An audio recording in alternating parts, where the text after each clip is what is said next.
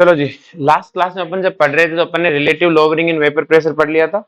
आज अपन अपना आगे चलेंगे, अपन बॉइलिंग पॉइंट और फ्रीजिंग पॉइंट क्या होता है इसके बारे में, ये कैसे एक्सटर्नल प्रेशर से डिपेंडेंट है, ये सब चीजें अपन किसमें पढ़ चुके हैं बेटा, केमिकल इक्विलिब्रियम में पढ़ चुके हैं। और उसमें अपन ने क्लेसियस क्लेपेरॉन इक्वेशन जो पढ़ी थी उसके बेस में हम पता कर सकते हैं कि एक्सटर्नल प्रेशर को बढ़ा के या घटा के कैसे आप बॉइलिंग पॉइंट और फ्रीजिंग पॉइंट को चेंज कर सकते हैं। आज जो अपन पढ़ेंगे ना बेटा, वो अपन पढ़ेंगे कि सोल्यूट से कैसे हम बॉइलिंग पॉइंट और फ्रीजिंग पॉइंट को बदल सकते हैं बिना किसी एक्सटर्नल प्रेशर को वेरी किए। तो बड़ा सिंपल सी कहानी है कि अपने पास क्या है बेटा, एक सॉल्वेंट है। अपने पास क्या है कि सॉल्वेंट, जैसे मैंने कहा आइस है अपने पास में। मैं पी वर्स अपन ग्राफ जो बना रहे हैं वो vapour versus pressure versus temperature बना रहे हैं। जो अपने एक्स एक्सिस पे टेम्परेचर है और इधर क्या है बेटा, वेपर प्रेशर है। अपन ने क्या किया कि बेटा एक कोई सॉलिड है, मतलब आइस ले लेते।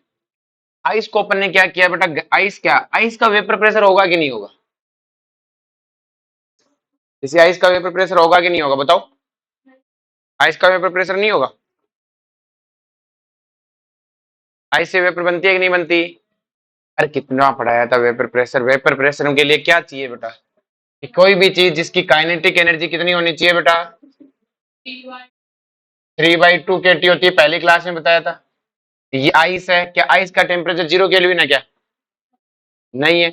इसका मतलब आइस के मॉलिक्यूल का काइनेटिक एनर्जी जीरो नहीं होने वाली, और जीरो नहीं होने वाली तो क्या इसका मॉलिक्यूल भी तो वेपर बनेगा कि नहीं बनेगा? फिर बोलो। बहुत कम जाएगा, लेकिन जाएगा तो सही। हमारी भाषा में, क्योंकि सरफेस वेपर इवेपोरेशन क्या है, सरफेस से उड़ना। तो आइस का पानी निकल भी उड़ेगा, लेकिन बहुत बहुत कम उड़ेगा, लेकिन उड़ेगा तो सही। यही तो है कि एक अपने पास आइस है जिसका वेपर प्रेशर है कोई, और आपको पता है टेम्परेचर बढ़ाने से वेपर प्रेशर बढ़ता है। तो जैसे जैसे मैंने टेम्परेचर बढ़ाया वेपर प्रेशर बढ़ने लग गया। फिर बोलो, बढ़ते बढ़ते लिक्विड में कन्वर्ट हो गया होगा। क्लियर है? उसके बाद तो सारा का सारा कोई आइस नहीं बची, सारा लिक्विड आ गया अपने पास में। अब अगर मैं लिक्विड का भी कोई वेपर प्रेशर रहा होगा, और लिक्विड का भी टेम्परेचर बढ़ाने पे उसका भी वेपर प्रेशर क्या होगा बेटा, बढ़ेगा। बोलो इसमें कोई दिक्कत है किसी को? पक्का? और हमें पता है बेटा, इन दोनों को डिफ्रेंशिएट करने वाली क्या होगी बेटा अपने पास में, फेज डायग्राम वाली लाइन होगी, जो किसको डिफरेंशिएट कर रहा है, सॉलिड और लिक्विड को। ये जो मैंने अभी रेड ये ग्राफ बनाया रेड में, जो ये अपन ने फेज इक्विलिब्रियम में पढ़ा था बेटा, केमिकल इक्विलिब्रियम का लास्ट लेक्चर में यही पढ़ा था। यही ग्राफ बना था, इसका नाम क्या था, ट्रिपल पॉइंट। ये ग्राफ ऐसा क्यों बनाया था कि उसका डीपी अपॉन डीटी कैसा आ रहा था, नेगेटिव, और बाकी सबका डीपी अपॉन डीटी कैसा आ रहा था, पॉजिटिव। ये ग्राफ मैंने कहा प्योर सॉल्वेंट का, हमने ग्राफ बनाना नहीं है, हमें तो इसमें से बात सीखनी है, बाकी ग्राफ ठीक ऐसा बनता होगा। ये प्योर सॉल्वेंट का ग्राफ है। किसका ग्राफ है? यहाँ सिर्फ सॉल्वेंट और कुछ नहीं है, पूरा का पूरा रेड वाला ग्राफ। मैंने क्या किया, देखो सॉलिड में तो मैं कुछ मिला नहीं सकता, लेकिन जो प्योर सॉल्वेंट है मैं क्या उसमें नॉन वोलेटाइल सॉल्यूट मिला सकता हूँ क्या, सॉल्वेंट में? अरे बोलो। और जैसे ही मैंने नॉन वोलेटाइल सॉल्यूट मिलाऊंगा, क्या वेपर प्रेशर घटेगा? अरे बोलो। जैसे मैंने नॉन सॉल्वेंट, हमें पढ़ा था बेटा कि जैसे ही आप नॉन वोलेटाइल सॉल्यूट मिलाते हो वेपर प्रेशर घटेगा, और हर टेम्परेचर के अकॉर्डिंग घटेगा। अरे बोलो। हर टेम्परेचर रेस्पेक्टिवली पूरा ग्राफ नीचे आ जाएगा। अरे बोलो। और जैसे ही हमने नॉन वोलेटाइल सॉल्यूट मिलाया, इसका मतलब ये एक सॉल्यूशन हो गया। कैसा सॉल्यूशन है, non volatile solute plus pure solvent. अरे बोलो। अब देखो बेटा, जो मैं आइस है उसमें तो कुछ घोल नहीं सकता ना, लेकिन जिस लिक्विड में मैंने नॉन वोलेटाइल सॉल्यूट घोला है, क्या मैं उसको जमा सकता हूं? अरे बोलो। मैं उसे फ्रीज कर सकता हूं ना।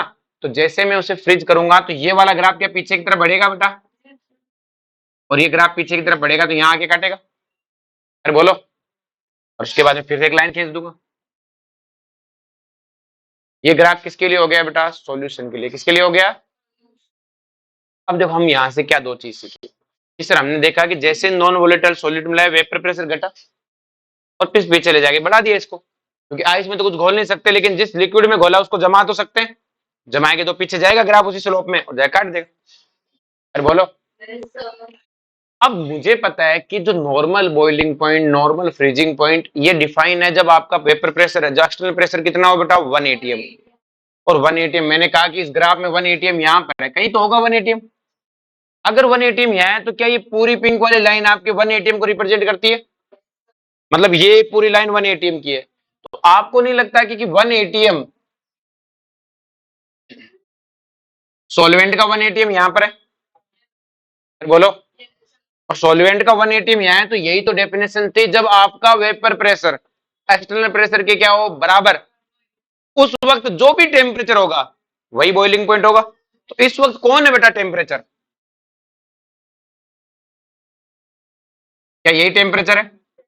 मैंने इसे लिख दिया boiling point of pure solvent. किसका लिख दिया बेटा? फिर मैंने आगे बढ़ा, अब सॉल्यूशन का ग्राफ कौन सा? ग्रीन वाला है, और सॉल्यूशन का 180 यहां पर है, ग्राफ में यार। तो इसके रेस्पेक्ट में जो भी टेम्परेचर होगा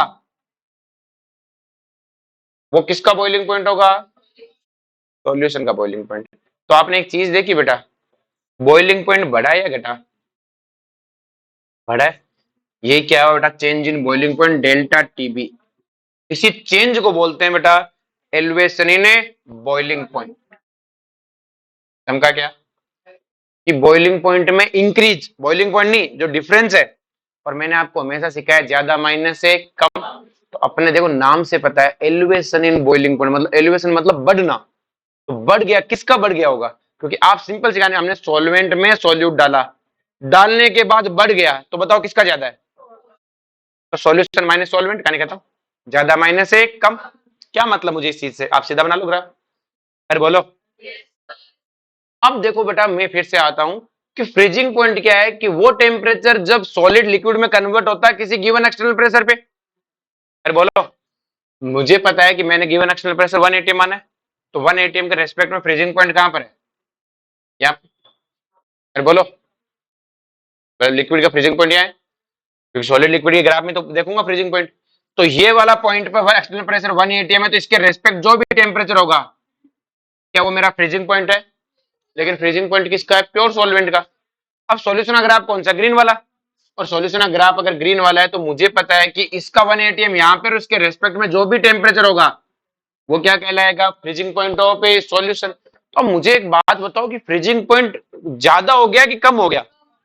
ग्राफ पीछे की तरफ चला गया, इधर जाने बढ़ता है, तो इसका मतलब ये जो फ्रीजिंग पॉइंट में क्या होगी? कमी। क्या होगी बेटा? कमी होगी। तो हमने कहा डिप्रेशन में चला गया। किसमें चला गया? Depression in freezing point. Depression in किसको? टी नॉट एफ को नहीं, जो चेंज है, चेंज की बात है, टी डेस एफ को नहीं बोलेंगे। जो चेंज उसे क्या बोलेंगे? Depression in freezing point. ये अपनी थर्ड कोलिगेटिव प्रॉपर्टी होगी। अब हमसे वापस वही लिखना होता ज्यादा माइनस कम। तो आपको पता है कि डिप्रेशन इन फ्रीजिंग पॉइंट मतलब क्या हुआ? कि सॉल्वेंट में सोल्यूट डलाया और फ्रीजिंग पॉइंट डिप्रेशन में चला गया, मतलब नया वाला क्या है? कम। तो ज्यादा माइनस कम मतलब सॉल्वेंट माइनस है सॉल्यूशन। क्या ये बात सबको समझ में आई बेटा? अब देखो, आपने एक चीज देखी कि जैसे नॉन वोलेटाइल सॉल्यूट मिलाया, वेपर प्रेशर घटा, वेपर प्रेशर है, बॉइलिंग पॉइंट बढ़ा, फ्रीजिंग पॉइंट घटा। मतलब क्या हुआ? कि वेपर प्रेशर है बेटा वो प्रोपोर्शनल है फ्रीजिंग पॉइंट के, और इनवर्सली प्रोपोर्शनल है बॉइलिंग पॉइंट के। मतलब डायरेक्ट रिलेशन तो नहीं है, लेकिन अपन समझ सकते हैं यहां से। अरे बोलो। समझा क्या? कि अगर आपका वेपर प्रेशर देखो घटा था, बॉइलिंग पॉइंट बढ़ा है, फ्रीजिंग पॉइंट घटा है, बाकी हमें नाम से ही पता है relative lowering in vapour pressure, vapour pressure में कमी होती है। Elevation in boiling point, boiling point में क्या होता है? इंक्रीज होता है। और डिप्रेशन इन फ्रीजिंग पॉइंट, मतलब फ्रीजिंग पॉइंट में क्या होता है? कमी। और हमें ज्यादा माइनस क्या करने की आदत है? कम। अब कोई कहता है कि सर अगर इसमें मैं और नॉन वोलेटाइल सॉल्यूट मिलाता, तो मैंने कहा मिला दे, वेपर प्रेशर और कम हो जाता बेटा। क्या बॉइलिंग पॉइंट और बढ़ जाता है कि नहीं बढ़ जाता? अरे बोलो। तो जितना ज्यादा नॉन वोलेटाइल सॉल्यूट मिलाएंगे बॉइलिंग पॉइंट और बढ़ेगा, और बॉइलिंग पॉइंट जितना ज्यादा बढ़ेगा डिफरेंस उतना ही ज्यादा बढ़ेगा कि नहीं बढ़ेगा? अरे बोलो। सेम थिंग है बेटा, ग्राफ को ऊपर पीछे बढ़ाते तो फ्रीजिंग पॉइंट क्या और कम हो जाता है कि नहीं हो जाता? देखो, और फ्रीजिंग पॉइंट और कम हो जाता है, डिफरेंस क्या हो जाता है? और ज्यादा। डिफरेंस जो चेंज है वो तो और ज्यादा हो जाता है कि नहीं हो जाता? और हमें ज्यादा माइनस क्या करना होता है? कम। कम का क्या? ये इसका क्या था बेटा? थ्योरेटिकल पोर्शन था। तो अब थ्योरेटिकल पोर्शन तो मैं इस ग्राफ से कोई एग्जाम में मुझसे क्वेश्चन थोड़ी पूछता है, मैं सीधे याद रखूंगा कि relative lowering in vapour pressure, vapour pressure कम हो जाता है, elevation in boiling point, boiling point ज्यादा होता है, depression freezing point, freezing point कम होता है। क्वेश्चन पूछने वाला लाइन तो लिख के देगा कि डिप्रेशन इन फ्रीजिंग पॉइंट समझ गए हम। फ्रीजिंग पॉइंट में क्या होती है बेटा? कमी। कमी होती है, इसका मतलब किस में से? मतलब कमी हुई तो क्या हुआ? सॉल्यूशन का कम हो गया होगा। सॉल्वेंट था, सोल्यूट डोला, कम हो गया, मतलब सॉल्यूशन का कम है, तो क्या हो गया बेटा? सॉल्वेंट माइनस है solution. Elevation in boiling point बढ़ गया, मतलब सॉल्वेंट में सोल्यूट डाला, नए वाले का बॉइलिंग पॉइंट क्या है, ज्यादा, तो कहानी खत्म, सॉल्यूशन माइनस ए सॉल्वेंट। इसी तरह वेपर प्रेशर में पी नॉट, वेपर प्रेशर घट गया, मतलब सॉल्वेंट माइनस ए सॉल्यूशन। अरे बोलो, क्योंकि ज्यादा माइनस कम में उल्टी हो जाती है बेटा, कहानी के अगर आपने उल्टा साइन लिया तो साइन ही उल्टा जाएगा। अब बात करते हैं एलिवेशन इन बॉइलिंग पॉइंट की। जो एलिवेशन इन बॉइलिंग पॉइंट क्या, डेल्टा टीबी वो प्रोपोर्शनल है मोलिलिटी के, किसके प्रोपोर्शनल है, मोलिलिटी के। और डेल्टा टीबी है वो इक्वल है केबीएम के, किसके इक्वल है, केबी क्या है यहाँ पे, कांस्टेंट, क्या है बेटा, कांस्टेंट। क्लियर है, इसे हम क्या बोलते हैं बेटा, डेल्टा टीबी इक्वल टू क्या होगा, TDS B minus A T naught B equal to K B. ध्यान से एक सेकेंड, यहाँ पे अपन बात कर लेते हैं, डेल्टा टीबी किसके इक्वल है, के बी इंटू एम, एम क्या है बेटा, मोललिटी। और अगर मैं मोललिटी का फॉर्मूला ओपन करके रख दो तो यही आएगा बेटा मेरे पास में। और डेल्टा टीबी क्या होता है, ज्यादा माइनस से कम, ज्यादा किसका है, सॉल्यूशन का, तो TDS B minus A T naught B. अब देखो बड़ा ध्यान से, यहाँ पे ध्यान समझना कि जो हमसे क्वेश्चन पूछता, देखो आपने पिछली बार देखा होगा तो मोलर मास निकालने का काम आ रही थी, क्या मैं इससे भी मोलर मास ऑफ सॉल्यूट निकाल सकता हूँ। अब जो कई बार हमें टी नॉट भी दिया नहीं आता, अगर पानी हो तो पानी का कितना होता है, 100 डिग्री, कितना होता है। अब देखो यहाँ डिफरेंस है, आप दोनों डिग्री में ले सकते हो, दोनों केल्विन में ले सकते हो, कोई फर्क है, भैया मत करना एक केल्विन में लो एक डिग्री में ले लो, डिफरेंस सेम आएगा, दोनों डिग्री में लो या दोनों केल्विन में। हाँ फिर नीचे देख लो क्या पूछा है, और डिफरेंस तो बेटा कोई डिग्री केल्विन होता ही नहीं है, डिफरेंस पूछा तो कोई दिक्कत नहीं है। कई बार हमें टीडीएस भी पूछता है, तो अगर आप टी नॉट भी डिग्री में लोगे तो ये भी डिग्री में आएगा, ये केल्विन लोगे तो ये भी केल्विन, इससे कोई फर्क नहीं पड़ता केबी की यूनिट क्या है, इस बात से कोई फर्क नहीं पड़ता कि केबी की यूनिट क्या है, उस हिसाब से लेना होता है ना, डिफरेंस है कैसे ले लो, पर दोनों सेम में लेना, दोनों किस में लेना, सेम। अब जो केबी है बेटा, ये है मोलल एलिवेशन कांस्टेंट, इसी को बोलते हैं इबुलोस्कोपिक कांस्टेंट, इबुलोस्कोपिक कांस्टेंट। काम क्या आता है इबुलोस्कोपिक कांस्टेंट, और ये अगर अपन केबी की बात करें, क्लियर है, ये सिंपल सी कहानी है, सॉल्वेंट डिपेंडेंट होता है, क्या होता है, हमें इसका सिर्फ ये वाला फॉर्मूला पढ़ना, बाकी तो बस समझाने के लिए। इसका फॉर्मूला होता है molar mass of solvent into R T naught B, मतलब सॉल्वेंट का बॉइलिंग पॉइंट का square divided by 1000 into HV. तो HV heat of vaporisation, TB क्या है बेटा, सॉल्वेंट का बॉइलिंग पॉइंट प्योर सॉल्वेंट का, और एमए क्या है, सॉल्वेंट का मोलर मास। तो आपको नहीं लगता केबी में एक भी चीज नहीं है जो सॉल्यूट पे डिपेंड करती है, तो केबी सिर्फ और सिर्फ सॉल्वेंट पे डिपेंड करती है। अगर मैं सेम सॉल्वेंट में अलग अलग सॉल्यूट लूं, हर बार केबी क्या रहेगा, सेम। अरे बोलो, ये फॉर्मूला कई बार हमसे पूछ लेता है, एनसीईआरटी में भी लिखा हुआ है। अब जब इसी फॉर्मूले को अगर हम थोड़ा बहुत मॉडिफाई करें, तो क्या मैं इस मोलर मास को नीचे ले जाऊं तो ऐसे लिख सकता हूं, सॉरी मोलर मास के एक बॉइलिंग पॉइंट को नीचे ले जाके ऐसे लिख दो, कोई दिक्कत है, वापिस जाके स्क्वायर हो जाएगा ऊपर। अरे बोलो, पर आपको पता है बेटा हम सॉलिड को लिक्विड में, लिक्विड को गैस में बदल रहे हैं, मतलब फेज कन्वर्जन कर रहे हैं, और ये क्या, heat of vaporisation divided by boiling point, क्या ये बेटा एंट्रोपी हुआ कि नहीं हुआ फेज कन्वर्जन की। अरे बोलो, तो इस फॉर्मूले में हम यहाँ पे क्या लिख सकते हैं, S, entropy of vaporisation. Same कहानी है बेटा, अगर मैं इस मोलर मास को यहाँ नीचे लाके लिख सकता हूँ, ऐसे एक ही बात है। अरे बोलो, और इसी को बोलते हैं latent heat of vaporisation, HV upon molar mass. अरे बोलो, तो ये तो मैंने इससे डिराइव करके लिख दिया, ये अपने एनसीईआरटी में फॉर्मूला लिखा है, तो फॉर्मूला पूछ सकता है हमसे, क्लियर है। तो बहुत सिंपल सा क्वेश्चन हुआ, तो इनके डाटा देके मास्टर पूछ सकता है। आर की वैल्यू क्या यूज करोगे, जूल वाली, क्योंकि ऐसा ही चलाएंगे सबके सब, क्लियर है।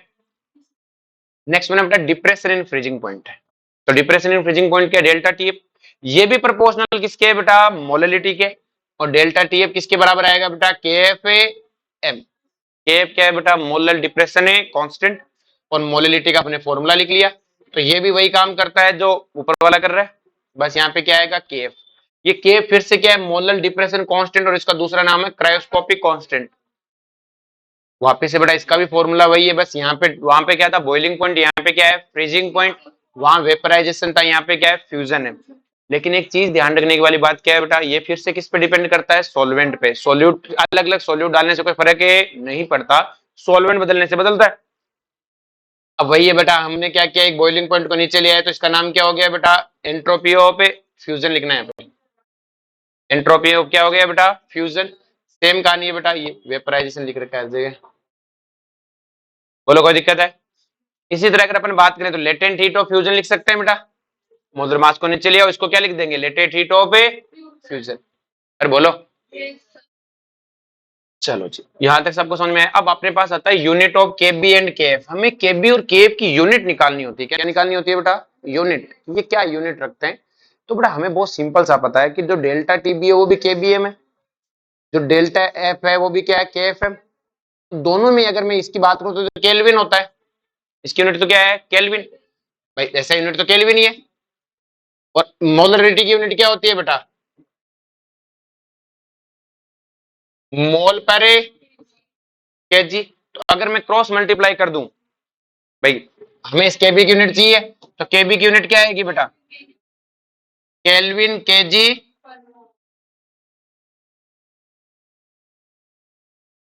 बोलो कोई दिक्कत है? आप इसकी भी यूनिट निकालोगे तो वही आएगा। केबी और केएफ की यूनिट क्या होती है? केल्विन केजी पर मोल। क्या यहां तक किसी को कोई दिक्कत है? नेक्स्ट वन अपन चलते हैं डिफ्यूजन पे। किस पे चलते हैं बेटा? डिफ्यूजन। कि भाई डिफ्यूजन क्या होता है? तो डिफ्यूजन वर्ड से हम पहले से फेमिलियर है थोड़ा सा, हमने गैस स्टेट में पढ़ा था। डिफ्यूजन किन का नेचर होता है बेटा? गैसों का। अब डिफ्यूजन में हमने क्या पढ़ा था कि जितना अवेलेबल स्पेस होता है सारा ऑक्यूपाई करने की क्या होती है बेटा? कोशिश होती है। किसी के पास इंक है क्या? फाउंटेन पेन वाली इंक जो आती है, अगर होता तो दिखा देते तुम्हें। अच्छा, क्या? वो इंक पानी में फैलती नहीं है,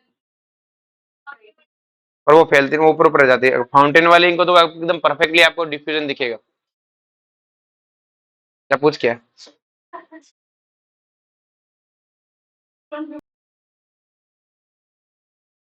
अब थोड़ा ध्यान से सिंपल सी कहानी है। देखो डिफ्यूजन आप फेमिलियर हो ही वैसे गैस स्टेट में। चलिए, तो अगर अपन सिंपल सी कहानी, डिफ्यूजन होता क्या है कि जितना अवेलेबल स्पेस होता है सब ऑक्यूपाई करने की कोशिश होती है बेटा। कोई भी गैस हो तो आप घर पे जाना, कुछ नहीं करना बेटा, पानी लेना, पानी की बोतल, उसमें 2-3 इंक की बोतल ड्रॉप डालना, जो फाउंटेन पेन वाली इंक होती है ना, आपको बढ़िया तरीके से डिफ्यूजन दिखेगा।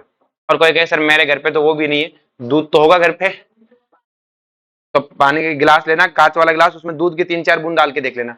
उसमें भी नहीं है तो चाय तो होगी, तो चाय की 2-4 ड्रॉप डाल देना कि मम्मी भाई दूध मेरा हाथ ही नहीं लगाने देती, तो मम्मी को कहना आज तुम्हें जुकाम हो रही है चाय दे दे, तो चाय की 2-4 बूंद डालना।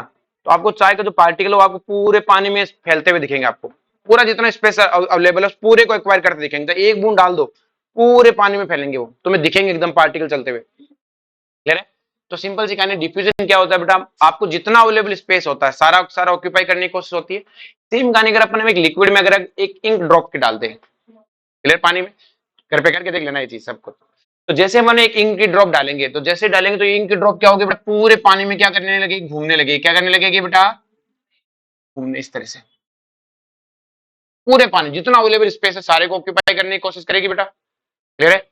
अब इसी को बोलते हैं डिफ्यूजन, क्योंकि एक ड्रॉप डालोगे, और हमने डिफ्यूजन गैस स्टेट में पढ़ा था जितना स्पेस अवेलेबल है सारा क्या करने की कोशिश होती है बेटा? ऑक्यूपाई। क्या करने की कोशिश होती है? ऑक्यूपाई। तो डिफ्यूजन क्या हो गया बेटा? Movement of solute particle, movement of a solute particle from high concentration to low concentration. क्योंकि जहां हमने इंक डाली वो कंसेंट्रेशन क्या है बेटा? हाई। जैसे हमने जैसे इंक की ड्रॉप डाली, तो इंक की ड्रॉप जहां पे डाली है वहां तो क्या है बेटा? सोल्यूट पार्टिकल ज्यादा है, तो वो तो रीजन हुआ हाई कंसेंट्रेशन। बाकी जगह इंक है ही नहीं, तो वो इलाका क्या है बेटा? Low concentration region. और इस हाई कंसेंट्रेशन से लो कंसेंट्रेशन की तरफ क्या होगा बेटा? मूवमेंट होगा। क्या होगा? हम जनरली देखते पानी में कुछ भी चीज डाल दो फैलती हुई दिखती है हमें, तुम सबने देखा है चीज। क्लियर? जो जहां से हम डालते हैं वहां से चारों तरफ फैलती हुई दिखती है, तो हम क्या बोलेंगे बेटा? Movement of solute particle from a high concentration to low concentration known as a diffusion. अरे बोलो। To achieve maximum entropy. ये सब होता क्यों है बेटा? एंट्रोपी के लिए, रेंडमनेस के लिए। किसके लिए बेटा? क्योंकि बेटा मॉलिक्यूल पूरे पानी में फैलेगा, तो जितना फैलेगा उतनी ज्यादा क्या मिलेगी उससे? रेंडमनेस। अरे बोलो। तो ये था डिफ्यूजन। ये क्या था बेटा? इसी चीज को अपन बोलते हैं ओस्मोसिस के लेते हैं। क्या लेते हैं बेटा? ओस्मोसिस। अब तो ओस्मोसिस क्या होता है बेटा? कि बेटा हमने क्या किया? कंटेनर लिया। हमने क्या लिया? कि कंटेनर। उस कंटेनर में हमने यहाँ पे एक एसपीएम लगाई। हमने यहाँ पे क्या लगाई बेटा? एक एसपीएम।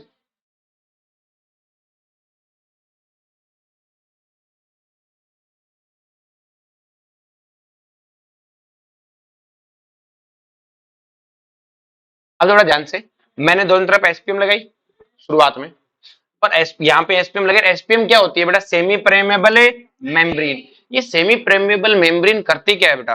कि सर ये सिंपल सा, इसका बहुत सिंपल सा एसपीएम का काम होता है। ये चाय की छलनी जैसी होती है। अगर हम चाय की छलनी से चाय छानते तो चाय पत्ती होती है रुक जाती है, और किसको जाने देती है बेटा, चाय को जाने देती है। अरे बोलो। अब आप छलनी को दोनों तरफ से यूज कर सकते हो, ऐसा नहीं कि सर इधर से करना, घुमा के दूसरी तरफ से यूज कर लो। तो आप दोनों तरफ से कहीं से हो, अपने अंदर से सिर्फ किसको जाने देती है, चाय को जाने देती है, बाकी नहीं जाने देती। तो एक तो चाय की छलनी जैसी तो हुई, इसमें तुम चाय छान के पीते रहते हो, तो सेम कहानी है। तो एसपीएम क्या बेटा, क्या बेटा, कुछ छलनी में क्या चाय पत्ती जाती है, बहुत छोटी सी क्या होती है, पतली सी होती है बेटा, इसमें बहुत छोटे छोटे होल्स होते हैं। ये क्या करता है, सोलवेंट को अपने अंदर से आने जाने देगी, लेकिन सॉल्यूट को आने जाने नहीं देगी। किसको आने जाने नहीं देगी, सॉल्यूट। सॉल्वेंट इधर जा सकता है, इधर जा सकता है, लेकिन सॉल्यूट इधर वाला इधर रहेगा, इधर वाला। क्लियर है। अब हम इसको क्यों लगाते हैं, ताकि बेटा सॉल्यूट डिफ्यूजन ना करे, क्या नहीं करे। अगर यहाँ एसपीएम नहीं होती, मैं इधर सॉल्यूट डाला तो पूरे में फैल जाता हूं। मैंने एसपीएम इसलिए लगाई ताकि डिफ्यूजन को रोक सकूं। किसको रोक सकूं, डिफ्यूजन। जितना स्पेस अवेलेबल सारा सॉल्यूट को ना मिले, सॉल्यूट इतना लगाऊंगा, सॉल्यूट को सिर्फ इतना स्पेस अवेलेबल मिलेगा। अब शुरुआत में क्या है बेटा, दोनों तरफ मैंने प्योर सॉल्वेंट लिया। क्या लिया बेटा, प्योर सॉल्वेंट। इसको भूल जाओ, अभी मैंने प्योर सॉल्वेंट लिया। अगर मैंने दोनों तरफ प्योर सॉल्वेंट लिया है, तो आपको ही पता है बेटा, अगर दोनों तरफ प्योर सॉल्वेंट है तो जितना वेपर प्रेशर इधर होगा उतना ही वेपर प्रेशर इधर होगा, क्योंकि वेपर प्रेशर को तो कंटेनर की शेप साइज से कोई मतलब ही। अगर दोनों तरफ से लिक्विड पे बराबर प्रेशर, मैंने कहा इधर से भी 5 एटीएम लग रहा है, इधर से भी कितना लग रहा है, 5 एटीएम, तो क्या सॉल्वेंट या इधर कहीं पे भी जाएगा क्या। अरे बोलो, कि सर जा रहा होगा, किसे पता है, लेकिन दोनों तरफ सेम रेट से जा रहा होगा। क्या जा रहा होगा, भाई इधर से इधर जा रहा होगा पार्टिकल, मैंने रोक थोड़ी रखा पानी को, पानी के पार्टिकल भी तो मूवमेंट करते रहते हैं, तो इधर वाला इधर चला जाएगा, इधर, लेकिन जाएंगे सेम रेट से। क्या जाएंगे, सेम रेट से। कुछ भी नहीं हो रहा। फिर मैंने क्या किया कि इस वाले रीजन में नॉन वोलेटाइल सोल्यूट मिला दिया। क्या मिला दिया, और जैसे मैंने इस वाले रीजन में नॉन वोलेटाइल सोल्यूट मिलाया, तो क्या ये वाला रीजन हाई कंसेंट्रेशन रीजन हो गया, ये वाला रीजन क्या हो गया बेटा, लो कंसेंट्रेशन रीजन हो गया। इधर कंसेंट्रेशन बढ़ गई, नॉन वोलेटाइल सोल्यूट डालते हैं, वेपर प्रेशर क्या हो जाता है, कम। तो वेपर प्रेशर पहले 5 था, अब कितना हो गया, 3 एटीएम। फिर बोलो, उधर तो 5 का 5 बना रहा, इधर 3 एटीएम का प्रेशर लग रहा है, उधर 5 का लग रहा है, तो आपको लगता है उधर लिक्विड पे ज्यादा प्रेशर लग रहा है। उधर लिक्विड पे प्रेशर ज्यादा लगेगा, तो क्या लिक्विड इधर से इधर चल पड़ेगा कि नहीं पड़ेगा। और मैंने इधर कुछ मिलाया नहीं, तो इसको क्या बोल रखा है, लो कंसेंट्रेशन। तो क्या बोलूंगा, movement of solvent particle, movement of a, क्योंकि सॉल्यूट तो चल ही नहीं सकता, बीच में एसपीएम लगा रखी है, इधर इधर फैल के रह गया। तो movement of a solvent particle, क्योंकि इधर प्रेशर लग रहा है तो सॉल्वेंट को तो जाना पड़ेगा, तो movement of a solvent particle from a low concentration to high concentration known as a, समझा क्या। तो ऑस्मोसिस, इसको हम पाई से लिखते हैं, सॉरी ऑस्मोटिक प्रेशर है, तो ऑस्मोसिस कहा गया वो, ये रहा movement of solvent particle from low concentration to high concentration known as a osmosis. अभी होता रहेगा, इधर से इधर चलता रहेगा। अगर हम बाहर से 2 एटीएम का प्रेशर वापस लगा दे इस तरफ, तो क्या इधर भी टोटल प्रेशर 5 हो जाएगा। फिर बोलो, उधर भी 5 इधर भी 5, क्या ऑस्मोसिस रुक जाएगा। तो ऑस्मेटिक प्रेशर क्या होता है, pressure, external pressure applied to stop osmosis, external pressure है applied to stop a non as a, समझा क्या, कि ऑस्मोसिस को रोकने के लिए लगाया गया प्रेशर क्या कहलाता है, ऑस्मेटिक प्रेशर। क्या चीज सबको चमका क्या, कि ऑस्मोसिस को जो रोकने के लिए हम प्रेशर बाहर से लगा देते हैं, इसी का नाम क्या है, ऑस्मेटिक प्रेशर। क्लियर है। नेक्स्ट देखो, हमने इधर से लगाया, क्लियर, तो रुक गया ऑस्मोसिस। क्या मैं इसको ऐसे भी बोल सकता हूं क्या, कि ऑस्मेटिक प्रेशर क्या होता है, कि प्रेशर अप्लाइड, कि भाई प्रेशर इसलिए लगाया गया, सॉरी एक सेकंड, कि pressure applied to stop movement of solvent particle from low concentration to high concentration, एक ही बात है, इस तरह में लिख के दे सकता है। अब बात हमें ऑस्मोसिस पे एक चीज समझ में आ गई, कि ऑस्मोसिस क्या है, movement of a solvent particle from low concentration to high concentration, और ऑस्मेटिक प्रेशर क्या है, इसको रोकने के लिए लगाया गया प्रेशर।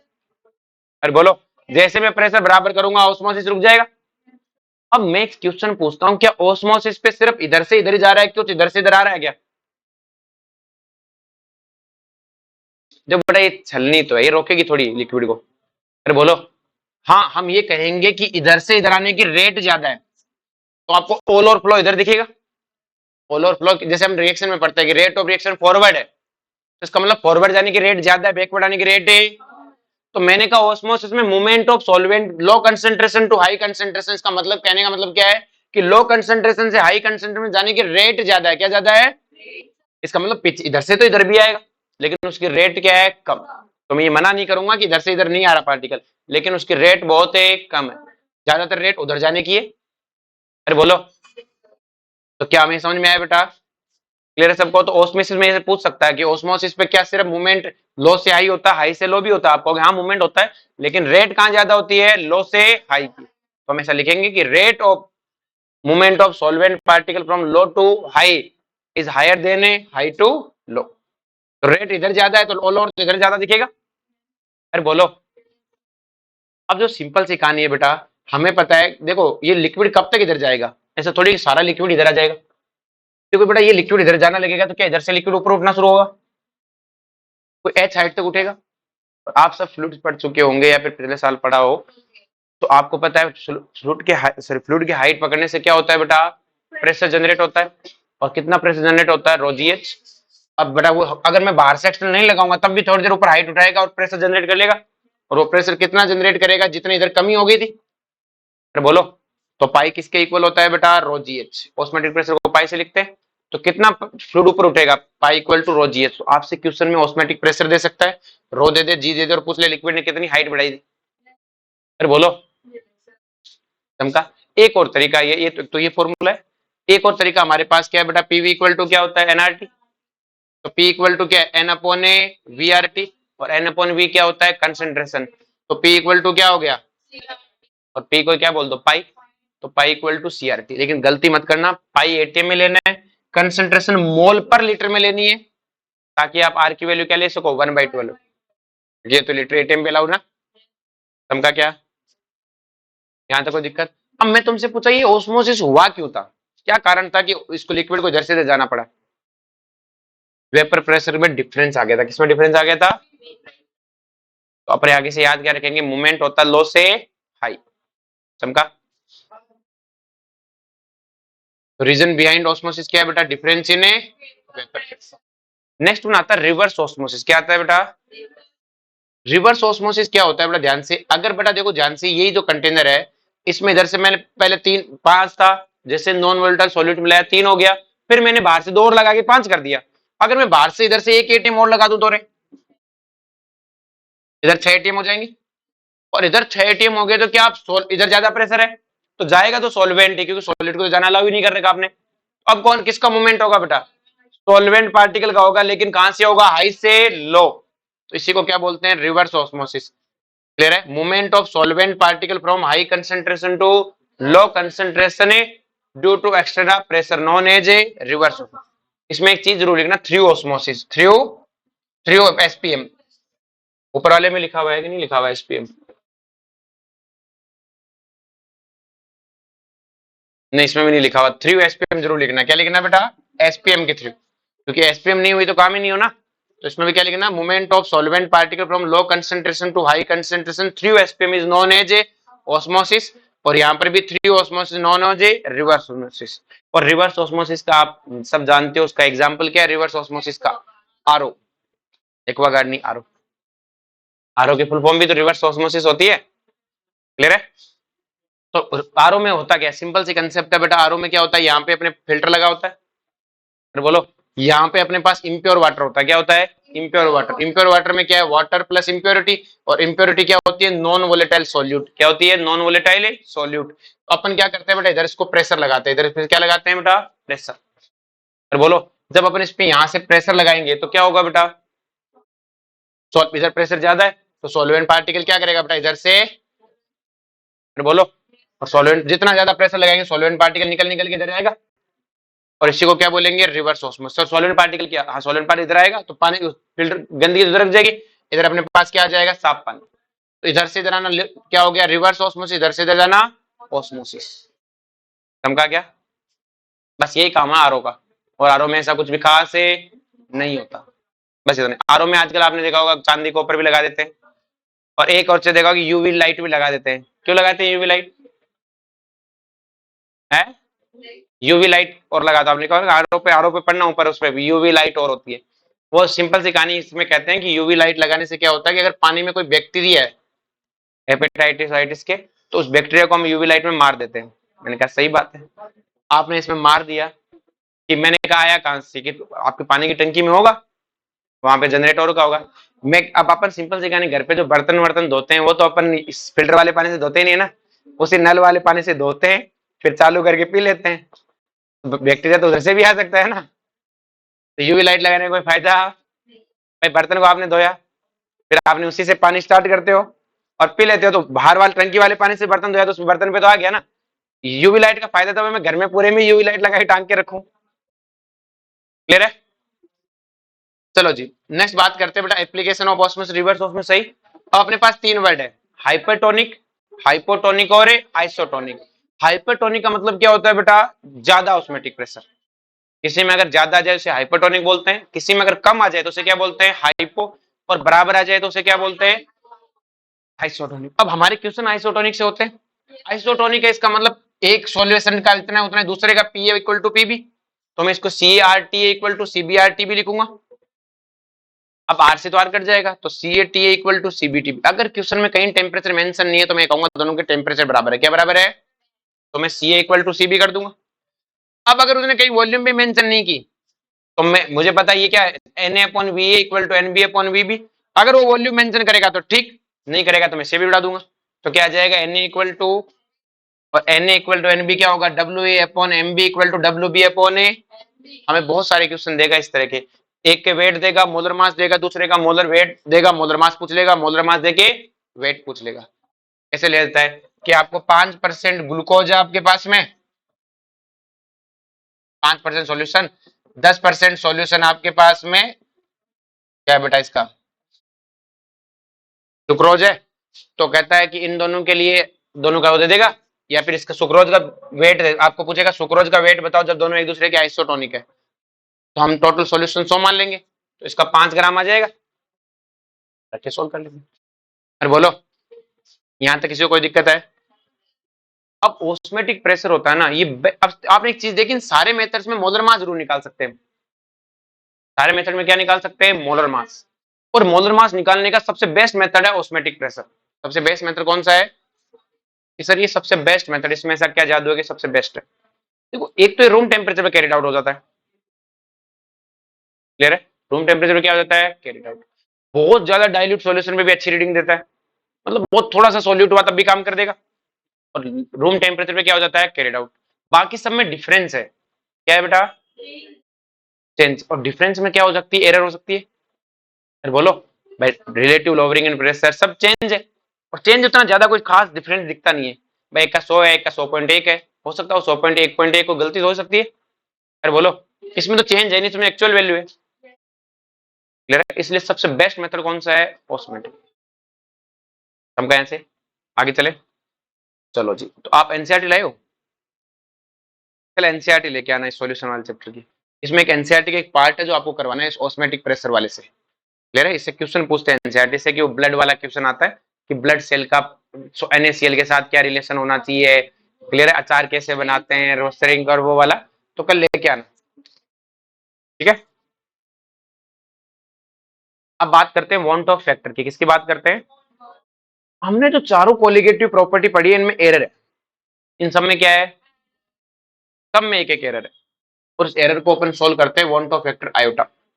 ये आयोटा होता क्या है? देखो आयोटा होता है एक्सपेरिमेंटल कोलिगेटिव प्रॉपर्टी। एक्सपेरिमेंटल है divided by theoretical colligative property. अब कोलिगेटिव प्रॉपर्टी में हमें पता है कि है कौन? मोल ही तो है, मोल ऑफ सॉल्यूट, मोल पे डिपेंड करती है। तो जो आयोटा होता है वो होता है एन एक्सपेरिमेंटल, मतलब मोल एक्सपेरिमेंटल डिवाइड बाय मोल है, कि जो एक्सपेरिमेंटल मोल है उसमें थ्योरेटिकल मोल का डिवाइड कर दो। कि सर थ्योरेटिकल मोल कौन से है? कि मैंने कहा पानी में मैंने 1 मोल NaCl डाला, मैंने पानी में क्या डाला? आपको पता, आपने तो 1 मोल NaCl डाला,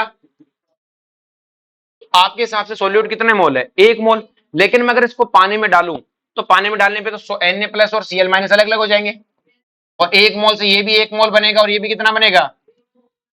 तो क्या सॉल्यूशन में 2 मोल हो गए कि नहीं हो गए? आपने तो 1 मोल NaCl डाल के सोल्व कर लिया, लेकिन वहां रियलिटी में कितने थे? 2 मोल।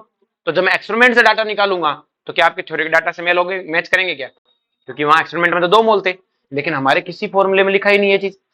जैसे मैं अगर Al2SO4 का होल थ्राइज ले लूं, ये पानी में जाके 5 में टूटेगा, तो ये कहीं फॉर्मूले में मेंशन है क्या अपने फॉर्मूले में कि NaCl आए तो 2 लेना है, Al2SO4 आए तो 5 लेना है, जितना आप दाल सोच रहे हो उससे ज्यादा मोल आएंगे। क्लियर है? इसलिए हमें ये जरूरत पड़ी कि आयोटा क्या है बेटा, an experimental divided by theoretical. तो थ्योरेटिकल तो मुझे पता है, जो मैं डालूंगा वही तो है थ्योरेटिकल।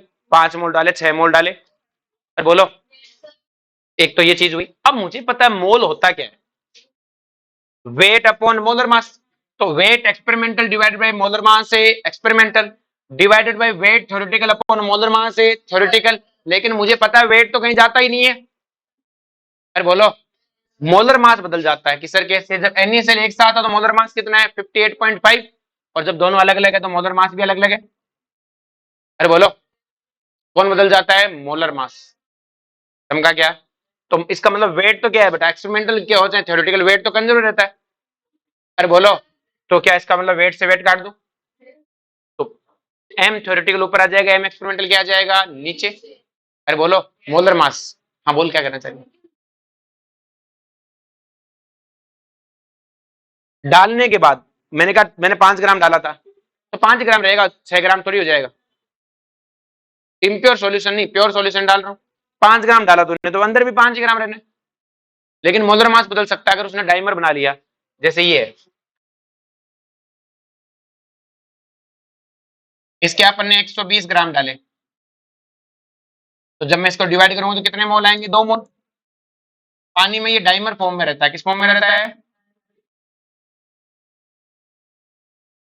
अब इसका मोलर मास 120 ग्राम है, मोल कितना हो गया, एक। मोलर मास 120 है। असल में वेट तब भी 120 ग्राम था, बाद में भी 120 ग्राम है, लेकिन वहां मोलर मास दुगना हो गया, तो मोल बदल गया। हम तो मोल पे डिपेंडेंट है, किस पे डिपेंडेंट है, मोल पे। तो हमने वेट तो वही रहना है, वेट कहां जाना है, तो वेट से वेट कट गया तो क्या आ गया, M theoretical upon M experimental. तो देखो हमें पता है मोल वैसे ही मोलर मास का इनवर्स होता है, an experiment mole experimental divided bye mole theoretical, तो यहाँ मोलर मास में उल्टा आ जाएगा। अब बच्चे को में आते हैं थ्योरेटिकल मोलर मास क्या होता है। थ्योरेटिकल मोलर मास जो तुम जानते हो, मैंने कहा बेटा कार्बोक्स ये जो एसिडिक एसिड का मोलर मास कितना है, तुम कहोगे 60। अब पानी में डाइमर बन गया, ट्राइमर बन गया, आपको क्या पता? अरे बोलो, तो सिंपल सी कहानी, उसी को बोलते हैं एक्सपेरिमेंटल। क्या बोलते हैं? थ्योरेटिकल वो है जिसको तुम कैलकुलेट कर लेते हो। मैंने कहा था HNO3, तो तुमने कैलकुलेट कर लिया 63 होता है। अब वो पानी में जाके क्या खेल कर गया तुम्हें क्या पता। तो एक्सपेरिमेंटल क्या हो गया, जो बेटा एक्सपेरिमेंट से आएगा। तो थ्योरेटिकल क्या है, जो तुम गिन सकते हो। और इसी एक्सपेरिमेंटल को बोलते हैं अब नॉर्मल मोलर मास। क्या बोलते हैं? तो हमने क्या सीखा, iota equal to mole experimental divide by mole theoretical. Mole को क्या लिख, मोल का मोलर मास क्या होता है उल्टा, तो मोलर मास क्या हो गया, थ्योरेटिकल अपॉन मोलर मास से एक्सपेरिमेंटल। अरे बोलो। अब देखो बेटा, बात करते हैं आयोटा फॉर नॉन इलेक्ट्रोलाइट्स के लिए। निकालते कैसे, तो कहानी सुना दी मैंने। नॉन इलेक्ट्रोलाइट, नॉन इलेक्ट्रोलाइट वो होते हैं जो पानी में जाके टूटते ही नहीं अपने आयंस में। मतलब एक डालोगे तो एक ही रहेगा, दो डालोगे तो दो। मतलब आपके एक्सपेरिमेंटल और थ्योरेटिकल में कोई डिफरेंस आए ही नहीं। इन्हें बोलते हैं iota is always equal to 1 because they do not dissociate into water. क्योंकि बेटा नॉन इलेक्ट्रोलाइट तो पानी में टूटते ही नहीं है, इनका आयोटा हमेशा 1 है। अब कौन है ऐसे नॉन इलेक्ट्रोलाइट, जितने आप कार्बोहाइड्रेट पढ़ते हो, बायोमोलिकुलर में जितने कार्बोहाइड्रेट पढ़ेंगे, यूरिया और इथाइलिन ग्लाइकोल, इथाइलिन है ग्लाइकोल, ये अभी अपन आगे चल के पढ़ेंगे। एंटी फ्रीजिंग सब्सटेंस भी होता है। क्या होता है? ये नॉन वोलेटाइल सोल्यूट होता है। और आपको पता है नॉन वोलेटाइल सोल्यूट डालने पे क्या होता है बेटा, फ्रीजिंग पॉइंट कम हो जाता है। क्या हो जाता है? कम। नेक्स्ट ना आयोटा फॉर इलेक्ट्रोलाइट। इलेक्ट्रोलाइट क्या होता है, जो अपने आयंस में पूरा टूट जाते हैं।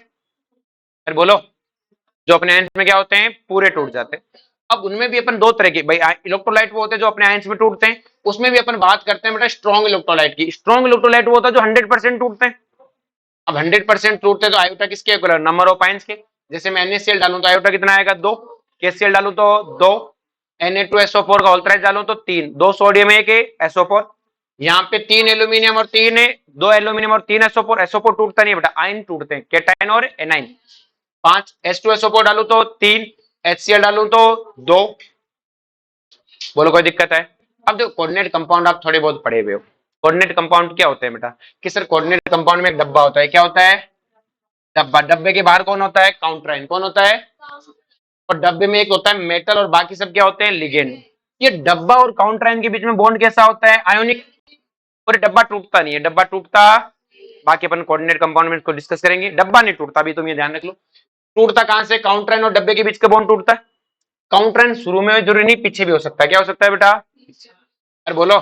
तो ये डब्बा क्या है बेटा? टूटता नहीं है। तो जैसे अगर मैं इसको, ये वाला है, इसको मैं पानी में डालूंगा तो कितने आयन मिलेंगे?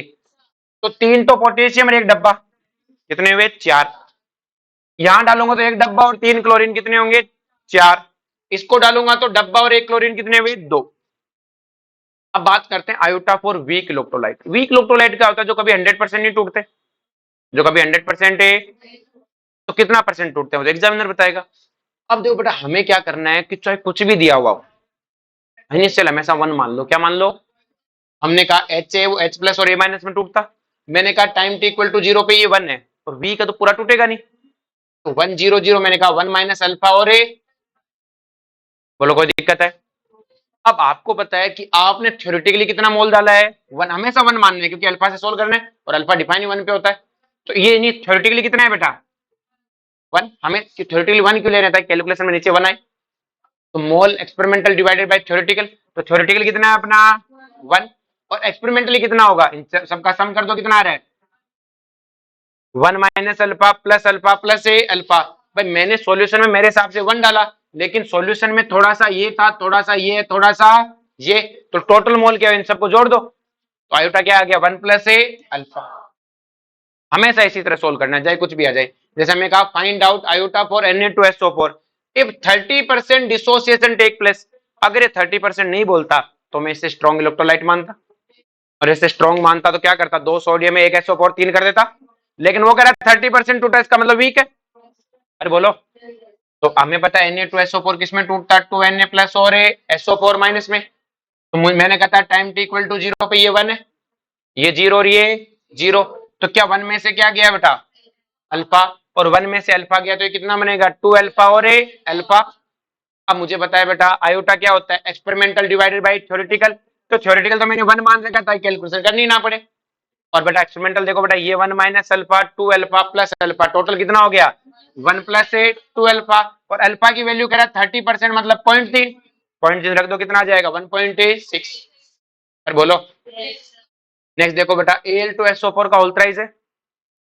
हमें पता है किस में टूटेगा? 2 एल्यूमिनियम और 3 SO4 में। ये 1 0 0। अब ये 1 में से क्या गया बेटा? अल्फा। क्या गया?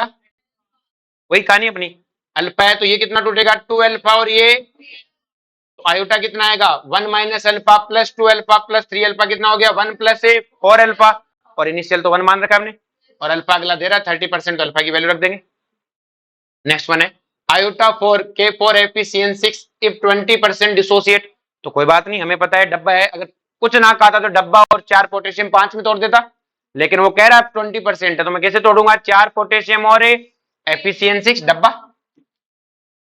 इनिशियली 1 है 0 0, 1 में से क्या गया? अल्फा। तो 1 से 4 बनता तो अल्फा से 4 अल्फा, और ये कितना बन गया? अल्फा। तो आयोटा क्या आएगा बेटा?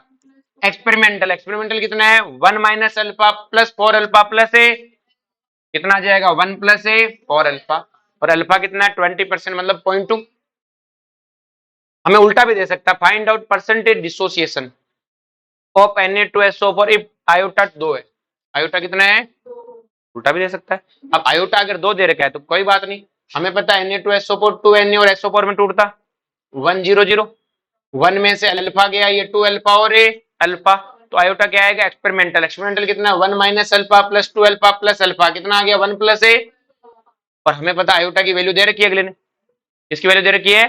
आयोटा की वैल्यू 2 दे रखी है ना। तो मैं क्या लिख सकता हूँ? आयोटा कितना है? 2, तो 2 इक्वल टू 1 प्लस 2 अल्फा। तो 2 अल्फा कितना आ गया बेटा? 1। तो अल्फा कितना आ गया? हाफ। अल्फा हाफ आया, मतलब कितना? 50%। अरे बोलो, आया समझ में? Next one iota for association. Dissociation जरूरी थोड़ी पानी में डालने के बाद, अभी तो मैंने पानी में डाला टूट रहा है, हो सकता है मैंने पानी में डाला सब जुड़ जाए आपस में।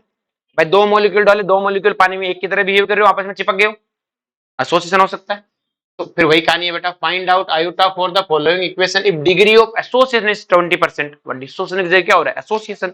जैसे हमें इक्वेशन दे रखा है कि 5A मिलके A5 बना जाते हैं, हमें कोई टेंशन नहीं है। टाइम t इक्वल टू 0 पे ये 1 और ये 0, हम 1 में से क्या निकाल देंगे? अल्फा।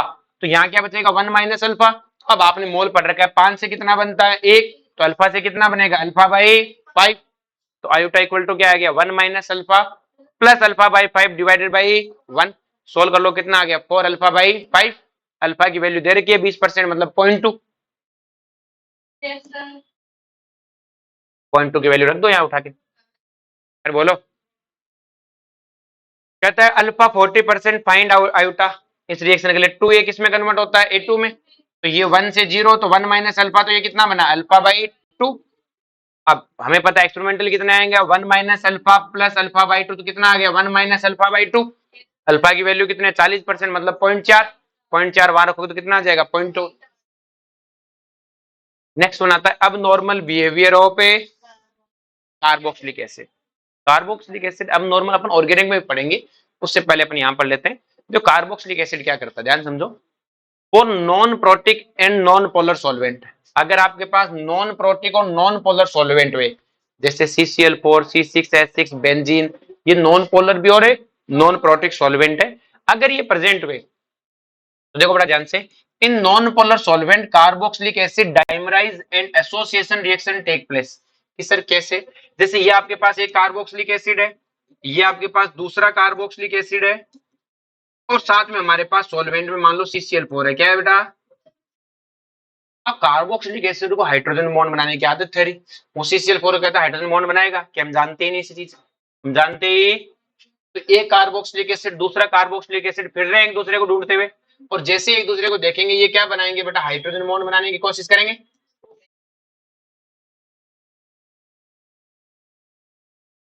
इस तरह से है बेटा। तो जैसे ये दोनों एक दूसरे को देखेंगे तो क्योंकि सॉल्वेंट तो इनसे कोई इंटरेक्शन कर नहीं रहा, तो ये आपस में इंटरेक्शन करके क्या बना लेते हैं डाइमर। तो अगर आपके पास कार्बोक्सिलिक एसिड है दो, तो दोनों कार्बोक्सिलिक डाइमर बना लेंगे इस तरह से, मतलब दो मॉलिक्यूल मिलके क्या बन जाएंगे एक। तो हमारे तो वही याद है, तो 1 से कितना गया 0, 1 माइनस अल्फा तो कितना आया अल्फा बाई 2। तो आयोटा क्या आएगा 1 minus alpha plus A alpha by 2, 1 minus alpha by 2। लेकिन इन पोलर प्रोटिक सॉल्वेंट, अगर पानी सॉल्वेंट हुआ तो ये आपके पास एक कार्बोक्सिलिक एसिड है, ये दूसरा कार्बोक्सिलिक एसिड है, ये जा रहा था पानी ने पूछा किधर, कि वो डाइमर बनाने हाइड्रोजन बॉन्ड बनाने की, वो फैसिलिटी तो हम भी दे देंगे, पानी खुद ही हाइड्रोजन बॉन्ड बना लेता है ना। तो क्या डाइमर बनाने जाएंगे क्या, तो डाइमर बनाने गया नहीं कि ठीक है डाइमर की क्या जरूरत है, तो पानी कहता है रुक, तो कौन है कि एसिड, और एसिड पानी में क्या करते हैं H प्लस देते हैं, दे H प्लस, क्या दे, इसका मतलब पानी में इनका क्या होगा डिसोसिएशन, क्या होगा। तो अब ध्यान रखना है नॉन पोलर सॉल्वेंट हुआ तो एसोसिएशन होगा डाइमर बनाएंगे, और पानी में क्या होगा डिसोसिएशन, और डिसोसिएशन होगा तो क्या मिलेगा RC double bond O negative और ए, तो आपको 1 0 0, तो 1 माइनस अल्फा अल्फा और ए, फिर बोलो कोई दिक्कत है, समझा क्या। अब देखो ध्यान से कि हमें एक चीज पता है, अब हमें सुधार क्या करना था, तो जितने अपने फॉर्मूले थे उन सब में हमने आयोटा ऐड कर दिया, क्या ऐड कर दिया सारे फॉर्मूलों में, और हो गए सुधार के। अब आपको पता आयोटा की वैल्यू ज्यादा होगी तो पाई भी ज्यादा होगा, आयोटा ज्यादा होगा तो डेल्टा टीएफ ज्यादा होगा, मैंने ये नहीं कहा फ्रीजिंग पॉइंट ज्यादा होगा, डेल्टा टीएफ ज्यादा होगा, आयोटा ज्यादा होगा तो डेल्टा टी भी ज्यादा होगा डिफरेंस, और आयोटा ज्यादा हो तो ये वाली वैल्यू भी क्या होगी ज्यादा, तो मैं क्या बोलूंगा आयोटा ज्यादा तो कॉलिगेटिव प्रॉपर्टी भी ज्यादा। अरे बोलो, तो जितना ज्यादा सोल्यूट होगा उतना ज्यादा कॉलिगेटिव प्रॉपर्टी आती है, यही बात हुई थी। और आयोटा क्या बताता है डिसोसिएशन या एसोसिएशन को, कितना सोल्यूट है कितना, तो जितना ज्यादा सोल्यूट होगा उतने ज्यादा क्या आएगी कॉलिगेटिव प्रॉपर्टी।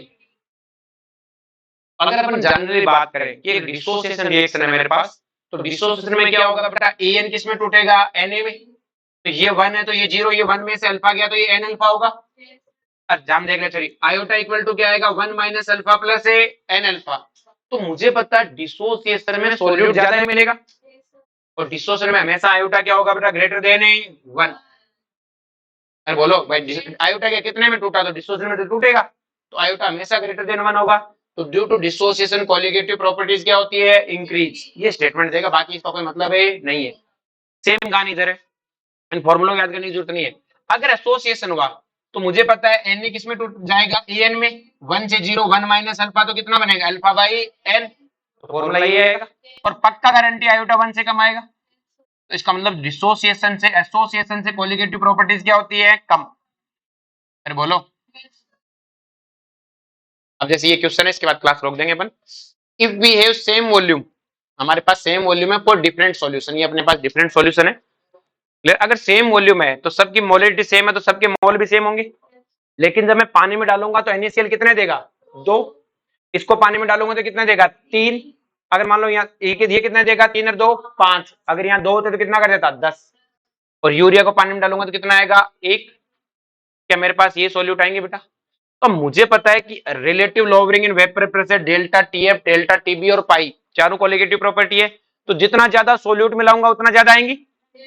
अरे बोलो तो बड़ा सबसे ज्यादा किसका होगा C का, फिर B का, फिर A का, फिर A, सबके लिए सेम ऑर्डर आएगा, जो चारों कोलिगेटिव प्रॉपर्टी है। लेकिन वेपर प्रेशर तो कोई कोलिगेटिव प्रॉपर्टी नहीं है। अरे बोलो, और हमें पता जितना ज्यादा नॉन वोलेटाइल सॉल्यूट मिलाएंगे उतना ज्यादा वेपर प्रेशर घटेगा, तभी तो डिफरेंस ज्यादा आ रहा है। इसका मतलब वेपर प्रेशर तो क्या होता है बेटा, सॉल्यूट के नॉन वोलेटाइल सॉल्यूट मिलाने वेपर प्रेशर क्या होता है कम, तो जितना ज्यादा सॉल्यूट मिलाऊंगा उतना वेपर प्रेशर क्या हो जाएगा कम, तो C का सबसे कम, फिर B का, फिर D का, A का सबसे D का सबसे ज्यादा, जितना नॉन वोलेटाइल सॉल्यूट मिलाऊंगा उतना वेपर प्रेशर क्या होगा कम। तो वेपर प्रेशर इनका तो सीधा सीधा है, नंबर से देख लिया, इनको अलग से देख रहे हैं। अब बात करते हैं फ्रीजिंग पॉइंट। फ्रीजिंग पॉइंट भी क्या होता है, नॉन वोलेटाइल सॉल्यूट मिलाने पे डिप्रेशन फ्रीजिंग पॉइंट कम होता है, तो जितना मिलाओगे उतना कम हो जाएगा, जितना मिलाओगे उतना कम हो जाएगा, तो क्या ऑर्डर यही आएगा। और लेकिन बॉइलिंग पॉइंट सॉल्यूट मिलाने से बढ़ता है, तो जितना ज्यादा मिलाओगे उतना ज्यादा आएगा। अरे बोलो, तो क्या बॉइलिंग पॉइंट और डेल्टा TB का ऑर्डर सेम है, जबकि वेपर प्रेशर और फ्रीजिंग पॉइंट का ऑर्डर सेम है इनके साथ में? बोलो कोई दिक्कत है? यूरिया पानी में टूटता नहीं है ना। अगर मान लो इन क्वेश्चन में सब में यूं लिख देता, ये 2 मोलर है, ये 3 मोलर है, तो मल्टीप्लाई हो जाते, ये कितना हो जाता बेटा 4, ये वैसे कितना आता 3, और 3 कितना हो जाता 9, ये कितना आ रहा है 5, 5 रहता 1 का 1 रहता। समझा गया यहां तक सबको? अब तुम्हें DPP दे दो, कल का काम दे देते हैं।